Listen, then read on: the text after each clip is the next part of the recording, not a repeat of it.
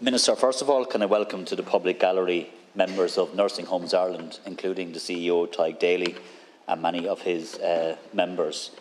Shane Scanlon from the Alliance Support Network of Nursing Homes, but also staff members of nursing homes from across the state.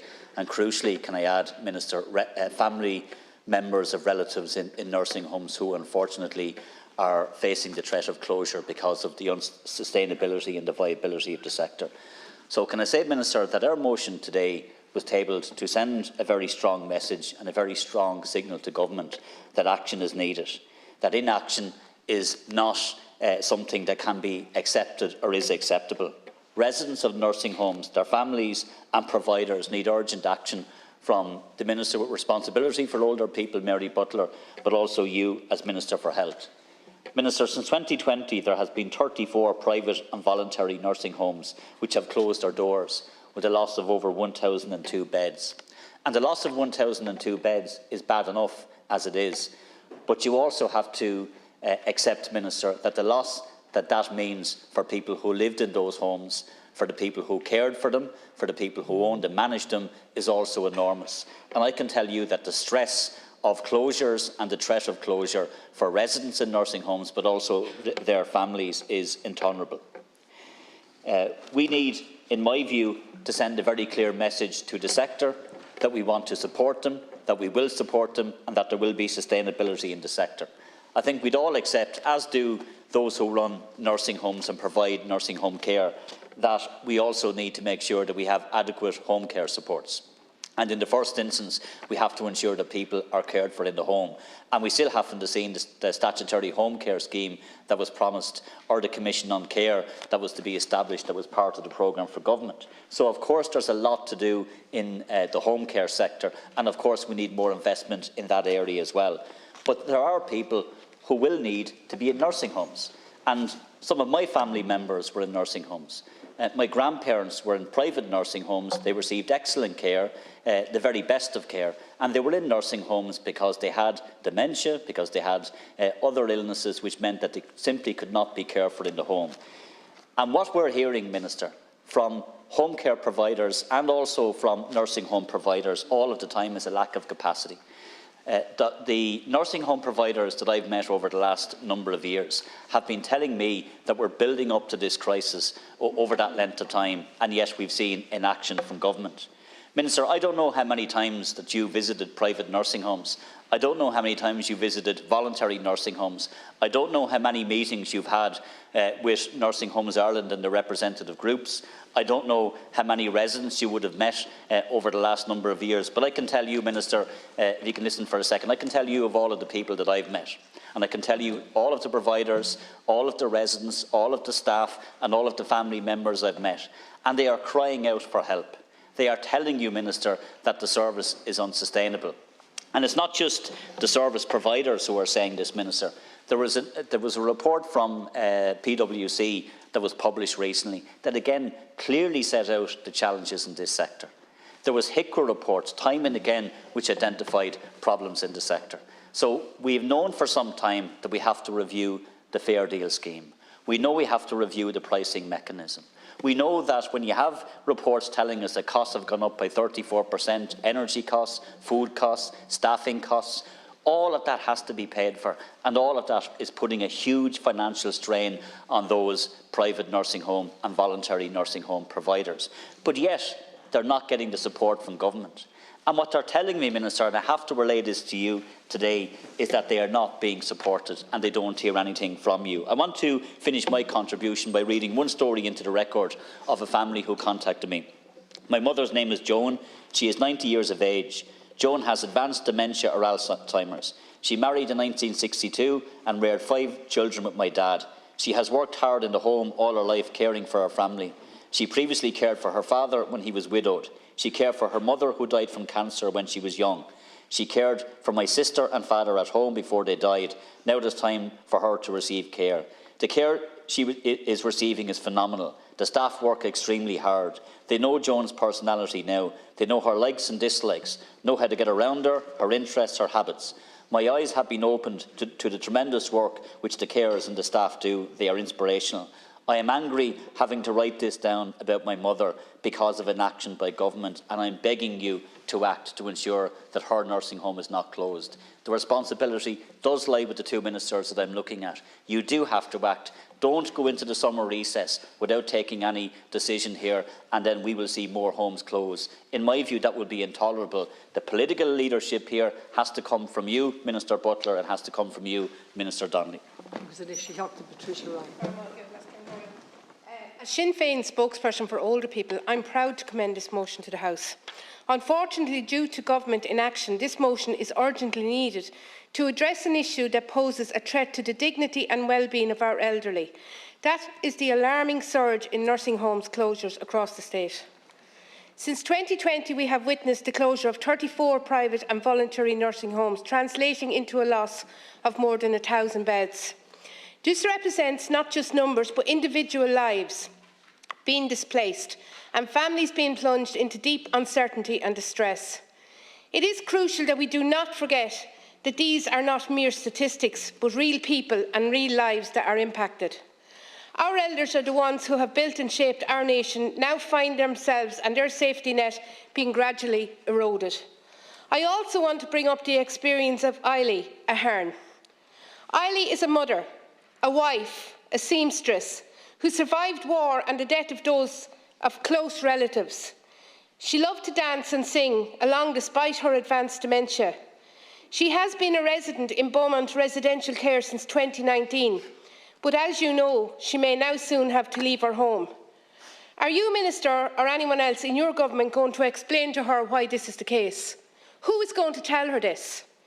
I think not. This will be left to her family to do, and it breaks my heart that you can sit there and let that happen.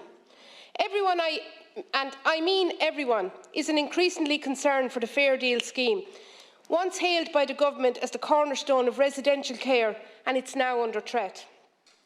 Many nursing homes are contemplating abandoning it altogether, saying that it is no longer providing sustainable funding for them. This uncertainty is compounded by a stark revelation that a significant number of nursing homes reported operating losses in 2022, casting a shadow over future viability of the sector. This is especially true of smaller nursing homes who are family-run businesses struggling to make ends meet. The PwC report commissioned by Nursing Homes Ireland paints a stark picture of escalating costs, with operational costs per resident and now bed development costs increasing by 36% and more than 45% respectively since 2017. Also, we must not forget that these challenges occur against the backdrop of a rapidly ageing population. The health profile of nursing home residents is set to become increasingly complex, as we expect the number of people over the age of 85 to double, Minister, over the next 2 decades. As we increase care provision in the home, we must consider the profound implications this will have on our nursing home sector. In other words, we need action now to avert further crisis in the future, Minister. An issue affecting our older folks now, however, is staff shortages. Nursing homes face significant difficulty in recruiting and retaining experienced staff, a concern echoed by HIQA in their annual report in 2022. Staffing shortages have a direct impact in the number of available beds and the quality of care given in homes. HIQA's December 2021 report noted the decrease in available beds in 17 counties and the persistent trend of a smaller nursing homes closing. And all of this while the Commission on Care, essential for a sustainable plan for residential care, is yet to be established. Why is it not established, Minister? We need to heed these cautionary statements. We need action for the government to deliver a collective pay agreement for workers and review public funding arrangements for long-term nursing care. And I will finish with this. Our elderly citizens deserve to spend their later years with dignity, without fear of displacement in the homes that they are suitably funded, properly staffed and completely and competently managed. We in Sinn Féin will continue to advocate for the rights of our older people. We are committed to ensuring that this issue does not slip through into oblivion, but is given the attention and the action that it urgently requires. Families' voices must be heard, and I urge the Government to favour our motion. Thank you. Apologies, I'm going to have to leave straight after my speech to rejoin a meeting with a group from my constituency, so I won't be able to hear your response. But Minister, you will be very aware of the issues in relation to Beaumont nursing homes. This motion is about the sector generally, and the sector generally is facing potentially an existential crisis, and Minister Butler would certainly be aware of the concerns that I would have here. And some of my colleagues have read into the record instances of some of the people who live in these homes. It is worth remembering that nursing homes are not sterile places where people simply sleep and eat. These are places where life happens. These are places where people live. And I'm thinking, and I'm sure people can think of all kinds of examples from their own life. I'm thinking of bringing my son in to meet his great-grandmother, her very first great-grandchild. I'm thinking of my cousin the other side, going in her wedding dress the morning of her wedding. These are places where, yes, loss happens and hardship happens, but also great happiness, great joy and great love and great care. And that is what these homes provide.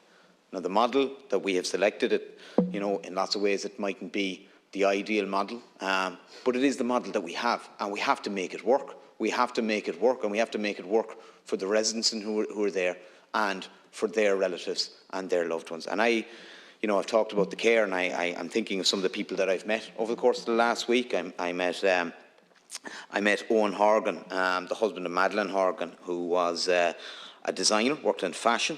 She was a saleswoman. She instilled good work ethic, taught her employees the importance of loyalty, hard work. In 2013, she was diagnosed with early-stage dementia, and the family made the hard decision of bringing her to Beaumont Nursing Home. But I spoke to Owen, and he was a man of great dignity but great resolve, a gentleman, absolutely, but very determined not to allow what was happening to happen, and very determined to ensure that there was a solution. And I have to say, I would share that determination. I met John Murphy earlier today for the second time. His father, Patrick Murphy, worked in CIE from 1949. He's in his 99th year. He's in his 99th year, and he worked for decades, for generations, for a semi-state company, and as a taxpayer, paid his dues, as a family man, raised his family. Surely he and his family now doesn't deserve this uncertainty. We need a solution. We need full engagement from the government, and we need a solution not just in Beaumont, but right across the sector to reassure people and bring an end to this stress and trauma that both residents, staff and their relatives are suffering. I think long-term residential nursing home care is yet another aspect of the health service that we've surrendered to the private sector in this state, and it's ordinary people who are suffering the consequences. Increasingly, nursing homes are considering leaving the Fair Deal scheme, and we're losing more and more bed capacity as nursing homes close. 31 have closed since 2020, with the loss of almost 1,000 beds. There are now real concerns about the viability of the sector, and the same has happened with dental care. The dental treatment service scheme has been a disaster, and many medical card holders cannot access a dentist. And this is the result of successive governments' policy stripping away the health service to the point where people believed that you have to have private insurance to be guaranteed timely access to health-related services. We need to view the health service as a machine of many parts. One part slows down and the whole machine clogs up and slows down. Step-down beds and community supports are a vital cog in that machine. It costs €1,029 a day for an acute bed in our hospitals. That's over €7,000 a week. A nursing home bed averages about €1,400 a week. Yet every day, hospitals across this state, we have patients who should be getting care in different settings. Delays in discharging patients from hospital also create bottlenecks in our A&Es. So we should directly fund hospitals to contractually purchase bed space for fixed periods in local nursing homes where capacity is available. Too many people are stuck in hospital beds and more appropriate care can be delivered elsewhere. Too many homes are relying on agency staff, which drives up costs and makes margins so tight that homes close. So Sinn Féin and government would deliver a fund, collective pay agreement for workers in the nursing home and home care sectors to ensure a living wage. We would establish the Commission on Care, which would modernise the care sector and better align care, including family carers, care in the home and nursing home and residential care and palliative care. So if we do not act now, we're creating a huge problem now and in the future. Ireland has an ageing population. That's a good thing, but we need to use our resources better. At this moment, we are facing into a serious problem in relation to nursing home and care homes. There are closures happening all over the state. 34 have closed with a loss of over 1,000 beds, and there have been 4 in Dublin with a loss of 169 places. I mean, so this is not a time for empty words. It's not a time to simply nod this motion through and then slink off for the summer recess and hope that it goes away in September, because we know it's not going to go away. There are a significant number of nursing homes that are reporting huge operating losses, and this has raised concerns about the viability of the sector. 5 weeks ago, a very close relative of mine passed away in a nursing home, and we had the honour of being there in the last 3 or 4 days with her. And I cannot commend the staff, the entire staff, from the cleaning staff right the way through to the nurses and to the care workers enough. They were absolutely incredible. And we've all received emails from distressed families of residents whose homes are at risk of closing, like this one. When my mum got sick, I made her a promise that I would look after her and do what I could to make her comfortable and be there for her no matter what, like she did for me, and I intend to keep that promise. When the time came to make the decision of putting my mum into residential care, she wanted to be as close to us as possible, and that's when we chose Beaumont. Upon seeing Beaumont, we knew that was the home for her. The staff are fantastic. She loves them. She has made friends and has a routine.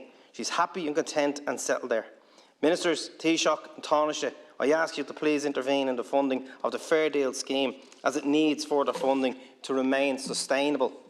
I also recently met with migrant nurses representatives, and they told us of the huge difficulties that they have trying to work in this state and in this sector. The barriers being placed in their way by the state is nothing short of bizarre, given the dire need for qualified and skilled nurses and care workers. And I would appeal to the ministers to address this as a matter of urgency. I know we had them in here recently in the Dáil expressing their concerns. Our motion is clear. It's time for action, and it's time to support the nursing and care home sector and its workers, because the people that rely on us, the most vulnerable in our society, are relying on us to do that work. I've met with families from Beaumont Nursing Home in Cork City. I've heard their heartbreaking stories. I know Minister Butler has promised an alternative bed. I just want to read you 2 quotes. "We don't want other beds. We want to remain in Beaumont. That's where they chose to be themselves." Beaumont is their home. It is not just a bed. It is where residents have established daily routines, made friends. It is where they have their favourite chair, their table to sit down, their table to chat. This is the lived reality. And Minister, just refresh your memory back 3 years ago when the HSE tried to close Mount Cara Nursing Home in Cork. And we led a campaign then. And I remember talking to those people when the Board of Management, the HSE, tried to close it. They were terrified. You have people who are in the nursing home who are happy, their families are supporting them, they have staff who care about them. It's like an extended family. And I remember at the time people from Farnley being told go to Youghal, and other people being going to Kinsale.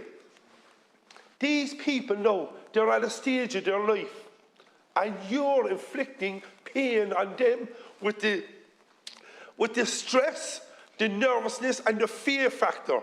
Minister, like, to be honest, where's the compassion? Where is the dignity? Where is the respect for these people? I implore you now, before the summer recess comes, to take the action. Like, you're intelligent people, I know you are. You can see the stories. You spoke to people in Beaumont. I was talking to people from Montanari. They feel their nursing home is next. There are people out there now, people in the nursing homes, their families, the staff, the owners, everyone feels their nursing home is next. Can you give them an answer tonight? Can you say, or is this going to be another one of these motions? We in Sinn Féin put forward solutions, and you go up to your office and you put it up on the shelf there and you leave it there. Because I tell you, ministers, if Sinn Féin are in government, we'll be taking it down and we'll be making a policy. Minister, first of all, this motion is about trying to get a sector which is in deep trouble, and we all know it's in deep trouble. Last week I met many of the managers and owners of nursing homes at the gates here at Leinster House. They didn't come here because, you know, there's minor problems. They came here because there's serious issues which is ending up where many of the smaller nursing homes, which simply can't survive on the nursing home provision payments that's there, were known as the fair deal. Whatever's fair about it, I'm not sure at this stage. It's not very fair when it doesn't provide for people. They can't survive on that, and that's a reality. We have constituents, families contacting us where they have a person in a nursing home where they need some specialist piece of equipment, that it be a water bed or a special chair or something, and they have to pay for that themselves in addition to what they already pay, because there simply isn't the provision there to do it. There are major issues across the country with nursing homes, and you mentioned about the closures, that there's a small number of closures in smaller nursing homes and that they're possibly small family business, and that may be the case, but there still means that we're losing beds which people need, places of care that people need. And that's the issue that we've got here. And as more and more of these places are being lost, that is putting more pressure back on the hospital system, which we'll be in here next week or the week after talking to you about, because we have such huge waiting lists in A&Es. Because people can't get out of hospital beds because there's no nursing home beds for them to go to. So one thing not working has an impact on everything else not working. And I think we need to have a recognition that one of the key aspects of our health service has to be the provision of adequate nursing home bed services across the country. And it isn't there at the moment. And we really need to address that fact. Now, it has been said, you know, that if we were starting again, we possibly wouldn't start with exactly this system, but we have to make it work. We have to be able to deliver. And we have to be able to deliver for everyone out there who needs a bed, who needs a place to live.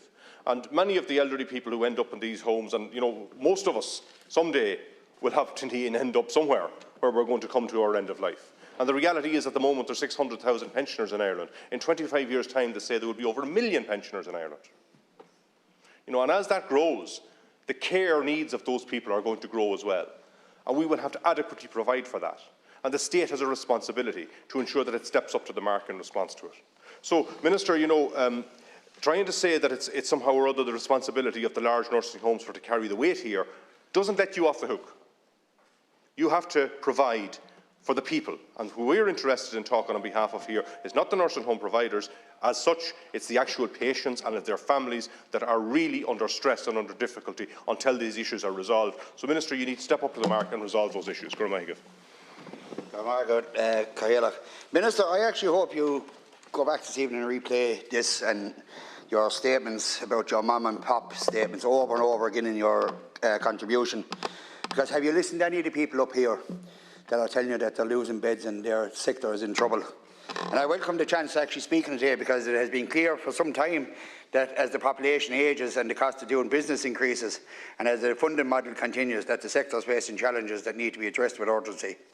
Back in April, representatives of a number of smaller nursing homes, including a significant number of my own county in Tipperary, got together and briefed members of this House on the situation they find itself in. Smaller nursing homes in particular are suffering from this. But as those nursing home representatives said to us a couple of months ago, it disregards the rights of people needing private nursing home care to have access to an appropriate cost of care model and can deny them access to a facility in their locality or general area. In 2021, HICWA pointed out that the single fee payable by the NHSS does not provide funding based solely on the care needs of the older person. That was in the value for money review of nursing home care costs, and there is no interpretation needed here because it's very clear to this day. And I also want to read into the record this family. My dad is 94 and a half years of age, a kind, gentle, softly spoken man and dad. Dad has been in the BCR for the past 4 months, purely because his physical care needs increased. Dad was an extremely hard-working, conscientious engineer in his day with responsibility for some of the largest factories, plants in Munster. When the day came that Dad needed nursing home care, for his first preference was BRC, because over previous years he had visited people there, and he liked the feel and the setting of the home. His friends were happy here, so it was a no-brainer when it came to time to choose the nursing home for Dad. It is incomprehensible to Dad that at this stage of his life that there is a valuable threat to his home. He doesn't want to move. Why should he? This is an appalling situation visited on him and many others through no fault of their own. It's inhumane for elderly people that the threat of no bed has been allowed to get to this impasse. Please, someone listen to our family members speaking on our behalf and allow us peace of mind. So I urge everybody here, and especially the government, you're not opposing it, but for Christ's sake, for once, just act on it. Thank you, Cahill. First of all, I just want to welcome the people in the gallery, and I'm going to start by reading, because I want to read it into the record, is my father, Patrick Murphy, is in his 99th year and worked for CIE for 40 years, from 1949 to 1989. His job was a gangerman on the permanent railway between Cove and Cork. He walked the line in both directions every 2 weeks with a heavy hammer and a large spanner to ensure all the keys were in place and to tighten the bolts. His wife Mary died suddenly in 1979, but my dad continued living on his own in the same house for almost 60 years before going to Beaumont residential care in October 2020 at the age of 96 years, as he could no longer live alone. It took Dad about 6 months to settle in, but now he loves the room he's in and the caring staff who look after him every day. Having to leave Beaumont would literally kill him. Now in the twilight of his life, he may have to leave the place he loves because of the failure of the government policy and their duty of care to our most vulnerable people, our elderly. Not my words, the son of Mr. Patrick Murphy. Minister, I listened to your speech and you came down to the end of it. This is not about pitting private and public sector, especially in an emergency, when we're talking about care of the elderly. Number two, I want to point out in the fact that this is that you talked about beds, an additional 185, and others spoke 900 beds lost. These are not beds, these are actually human beings, and they actually have families. The big problem I see here as well is with it, and I know you mentioned the NTPF a while ago, we have to change things. We're legislators, we can change things. You know what I mean? This is all about doing the right thing. You cannot have one person or one company, whether public or private, on 657 a week less per resident and competing on the same level. There was also issues, little small things that we might be able to change. Rates on the private side, give them a break. I mean, these people on both sides, on all sides, are actually given the best level of care in this country, and that's what it's supposed to do.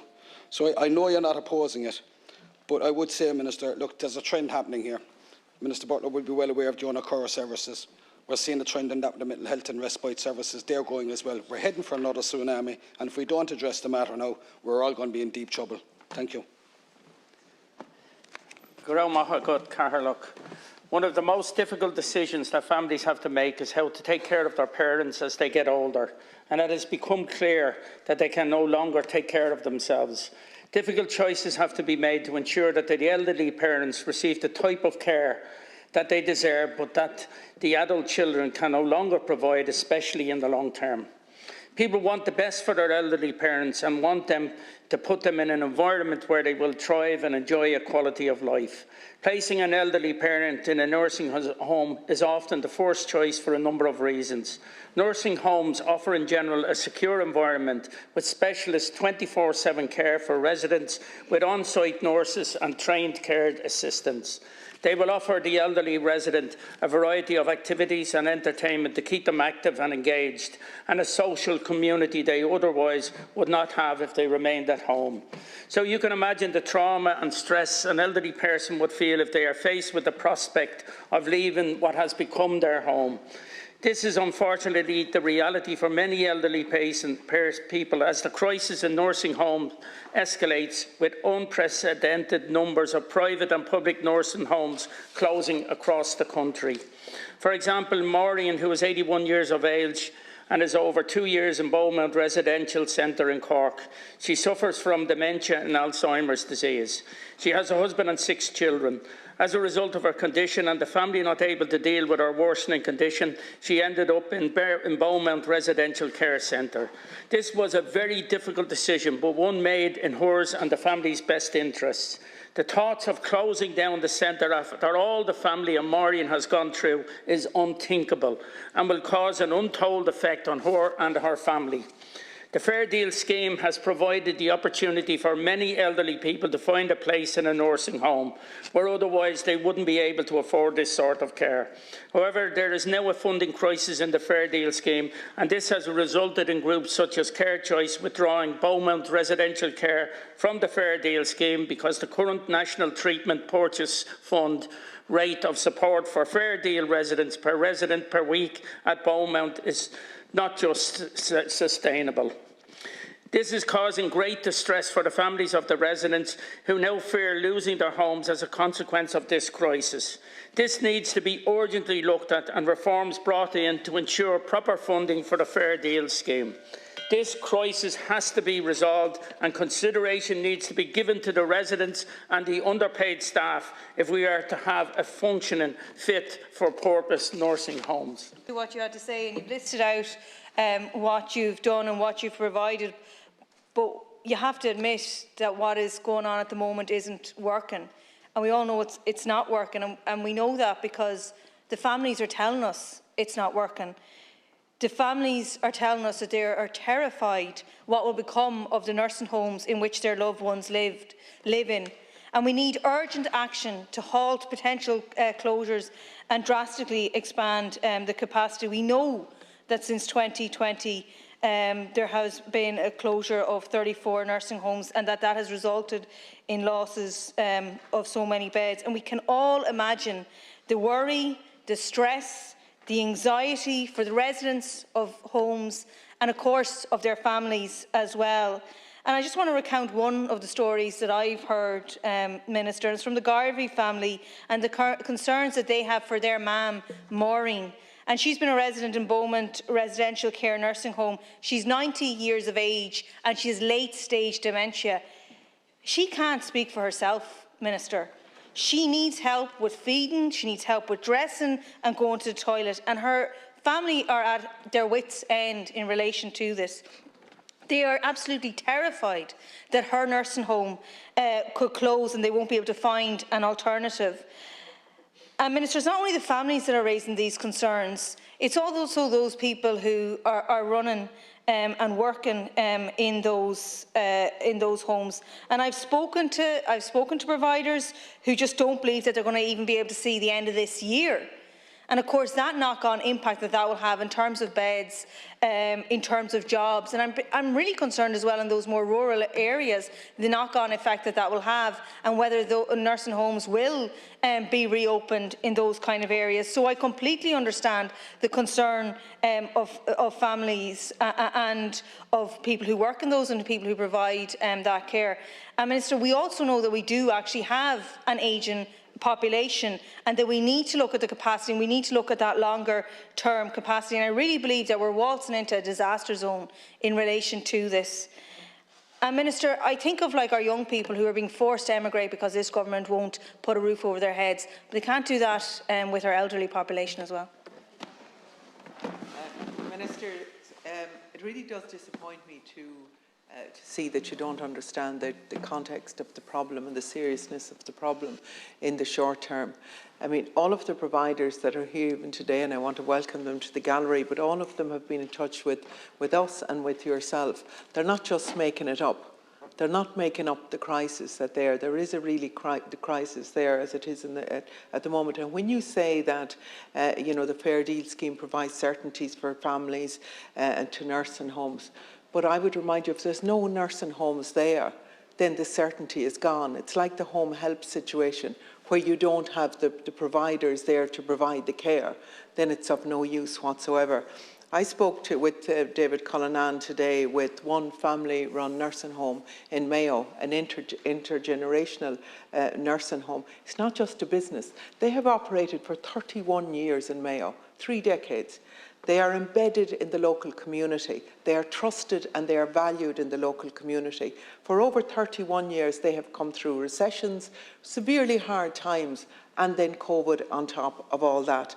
Now they're faced with the real possibility of not being able to continue in their business. The devastation of closure of the nursing homes was expressed to me by one family in Mayo. My mum, Breed, who's 82 years old and lives with vascular dementia in residential care since 2017, she was a very active woman in her community. She was widowed at a young age. She's mother of 3, grandmother of 7. She's non-verbal now, and she's cared for in the most amazing setting by the most amazing staff. She doesn't want to be put out of that nursing home, and her family don't want her to be put out of that nursing home. What we are doing in corporatising the nursing care for our older people, ministers, our older people aren't commodities to be shifted around or pieces to be shifted around on a chessboard. What the question is, what do we want our nursing care provision to look like in 10 and 20 years' time? You talk about reconfiguration. Reconfiguration is no good to me if all the nursing homes in Mayo and in the West are closed and they're shifted to somewhere else. Ministers, you need to take control of this situation in the short and the medium and the long term. You need short-term interventions as well. The question is, how do we provide care for our elderly people and those who care for them? This says everything about us as a nation. You really have an opportunity here to do the right thing. Can I say to Minister Donnelly that your speech and your contribution here today was disingenuous in the first instance. It was disappointing, I would say, to many providers who will be listening, not just those in the public gallery, but many who are depending on the government to act and to deal with the very real crisis that many of those providers are facing. But it was also unnecessarily hostile in places, given that this motion does not criticise the government at all, and in fact was an earnest attempt on our part to ask and indeed put pressure, rightly so, on the government to act to ensure that we have sustainability. Minister, the most recent HICWA report in 2022 actually stated that there was a net reduction in the number of registered beds by a figure of 168. That's HICWA figures. So I just want to spell out a number of things for the government so there's absolute clarity on what I want to see and absolute clarity on how I see this sector growing and developing. If I was starting today, I would be building more public capacity. I want to see a very ambitious public building programme introduced by the Minister with responsibility for older people, whose speech, by the way, was much more conciliatory and much more focused on the solutions. But in relation to what's being proposed, and even if the Minister was to announce 1,500 beds tomorrow, it would take about 3 or 4 years to build them, and even that wouldn't be enough.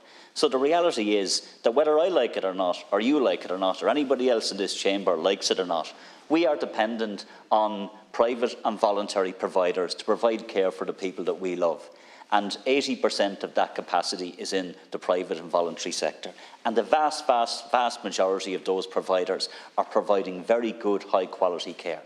In fact, I know there was references made to HICWA. Many of them, while HICWA can be very challenging, understand that HICWA have a job to do to set very high standards. But when we set high standards, and we should, it comes at a cost. And costs are increasing because of regulation, but they're also increasing because of increased food costs, increased energy costs, increased staffing costs. So we have to deal with the reality of the here and the now, Minister.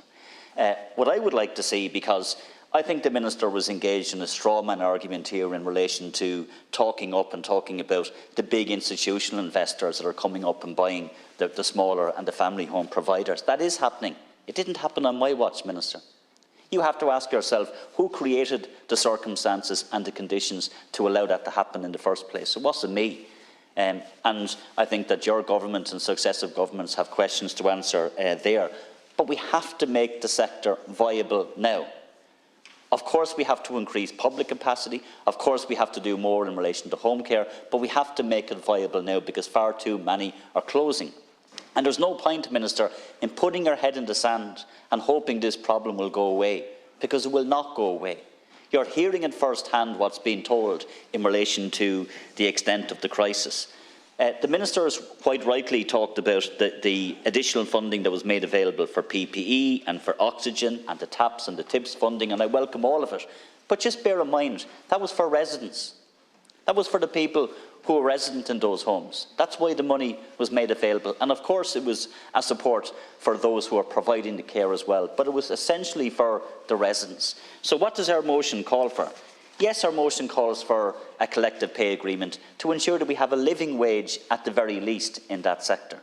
And I have made it very clear to private providers, if we're going to increase funding into the sector, and I would want to see increased funding for the NTPF to make the sector viable, to deal with the additional costs and the rising costs, then there has to be a quid pro quo in relation to ensuring that we have fair levels of wages, because one of the problems that's affecting the sector at the moment, they can't recruit staff, they can't retain staff because they're competing with the HSE.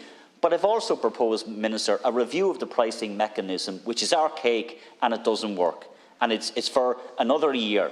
We need a modern pricing mechanism that actually works. And that's not what you were talking about earlier, Minister, when you were saying that we can't interfere with individual pricing allocations. Nobody is saying we should do that. What we're saying is that we have to overhaul the overall pricing mechanism. And by the way, if I was to do that, it would be done so that we would actually be able to keep those intergenerational family providers who are providing the best of care for older people in this state, to keep them in business. So the final point I'll make is this, Minister.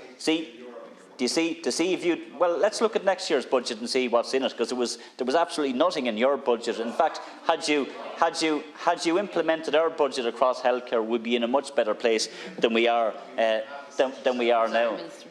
The people listening to this, Minister, the people listening to this know that you have absolutely failed this sector, not just last year, but over successive governments who've created the crisis that we're in today. Take your head out of the sand, deal with it today, deal with it quickly, deal with it urgently, because see, if you don't, Minister, more will close, and I have to say you and Minister Butler will have to deal with the reality and the consequences of that, which in my view shouldn't happen. It's in your gift to deal with it, and you should deal with it. Thank you, Deputy. Now, the question is that the amendment we made, na chakti tar have na keshta aberjis ta, na chakti tar na gine aberjis neil. Okay, so I'm going on cash rishta. In my opinion, the question is carried. So the question is that the motion as amended be agreed to. Is that agreed? Agreed. Okay.